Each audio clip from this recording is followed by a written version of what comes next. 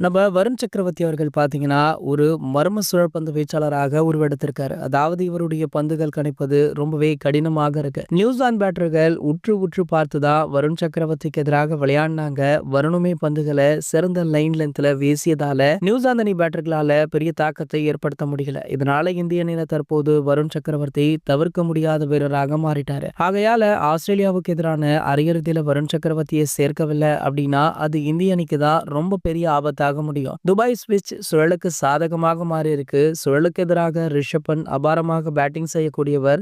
ராகுல் ஸ்பின்னர்களுக்கு எதிராக பெரிய தாக்கத்தை ஏற்படுத்தாத காரணத்தினால ரிஷப் பண்ட் 11 அணியில் ஆட வைக்கவும் அதிக வாய்ப்பு இருக்கா. நியூசிலாந்துக்கு எதிரான போட்டியில ராகுல் ஒரு கேட்ச தவற விட்டாரு. மேலும் ஒயிட் போன பந்து பிடிக்காததால அந்த அணிக்கு கூடுதலாக பவுண்டரியுமே கிடைச்சிருக்கு. குறைந்த ஸ்கோர் இருக்கும் போட்டியில ராகுல் இப்படி ரெண்டிலுமே சொதப்பியதால ரிஷப் பண்ட் சர்ப்ரைஸாக தேர்வு செய்ய வாய்ப்பு இருக்கா. மார்ச் 5ஆம் தேதி நடைபெறும் மற்றொரு அரையிறுதியில நியூசிலாந்து சவுத் ஆப்பிரிக்கா ஆகிய அணிகள் மோதும் அப்படின்றதுமே குறிப்பிடத்தக்கது. சோ இன்று நடக்கவுள்ள இந்தியா மற்றும் ஆஸ்திரேலியா போட்டியில இந்தியாவுடைய 11 அணி இதுவாகத்தான் இருக்கும். கேப்டனாக ரோஹித் சர்மா, சுப்மன் கில், விராட் கோலி, ஸ்ரேயஸ் ஐயர், ராகுல் அல்லது ரிஷப் பண்ட், ஹர்திக் பாண்டியா, அக்சர் பட்டேல், ரவீந்திர ஜடேஜா, முகமது ஷமி, குல்தீப் யாதவ், வருண் சக்கரவர்த்தி. சோ இந்த போட்டி கண்டிப்பாக மிகவும் விறுவிறுப்பாக இருக்கும் அப்படின்றதுல எந்த ஒரு மாற்று கருத்துமே கிடையாது. இது போன்ற கிரிக்கெட் செய்திகளை பத்தி நீங்க உடனே தெரிஞ்சுக்க நம்மளுடைய கிரிக்கெட் நியூஸ் அப்டேட்ஸ் அப்படின்ற நம்ம சேனலை சப்ஸ்கிரைப் பண்ணிக்கோங்க.